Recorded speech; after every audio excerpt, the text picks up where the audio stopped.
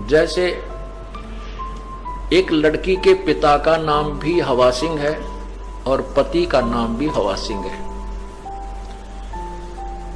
अब स्थान स्थान पर अंतर है।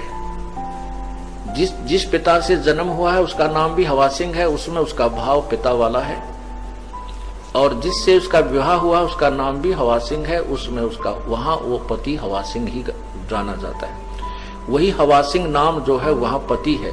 तो कहने का भाव यह है कि जो ओम मंत्र आपको प्रथम मंत्र ब्रह्म गायत्री में दिया जाता है तो वो सावित्री और ब्रह्मा का जाप है।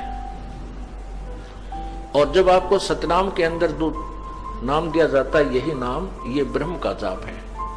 और तत् जो दूसरा मंत्र है वो परब्रह्म का जाप है। जैसे अब तीसरा नाम लेने की होड़ सी लगी थी, सार नाम लेने की, सार शब्द लेने के लिए हमने बार बार प्रार्थना आ रही थी कि हमें सार नाम दो जी, सार नाम दो जी, तीसरा नाम दे दो जी। अच्छा भाई, अभी जेल से आए हैं, अभी थोड़ा सा अपनी व्यवस्था में बनाने में थोड़ा टाइम लगे, हमने 2-3 महीने लगे और आपको सार नाम देंगे, अवश्य देंगे, क्योंकि ये तो आपके लिए सारा साजबाज जोड़ रखा है। अब उनको बुलाया, उनसे परीक्षा ली तो 485 में थे, मेरे ख्याल में 40 पास हुए।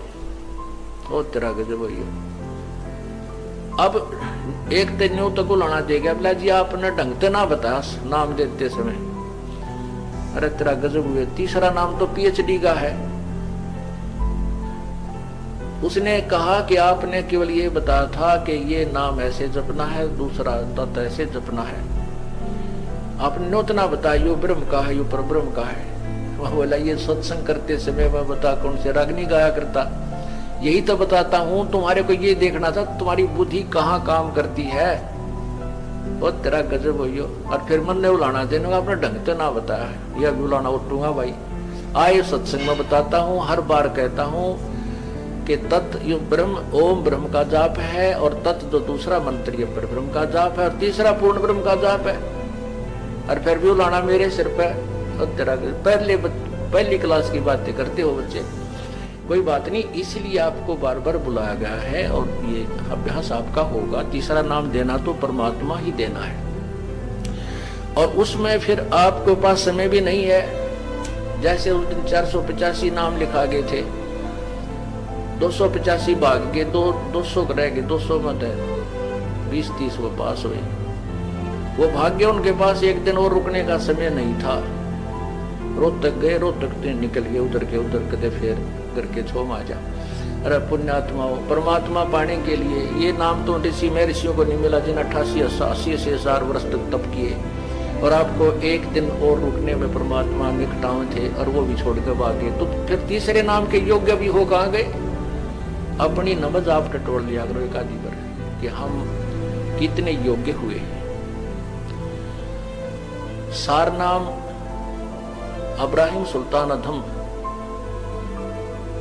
बलक बुखारे का बादशाह था, उसने घर त्याग दिया। परमात्मा ने कहा था बेटा जा बेशक तो अपना राज्य भी कर, भक्ति कर। तो उसने कहा नहीं पिता, नहीं परमात्मा, अब तो बच्चे संभाल लेंगे, वो सियाने हो गए, अब उस नरक में नहीं जाया जा सकता, और मुझे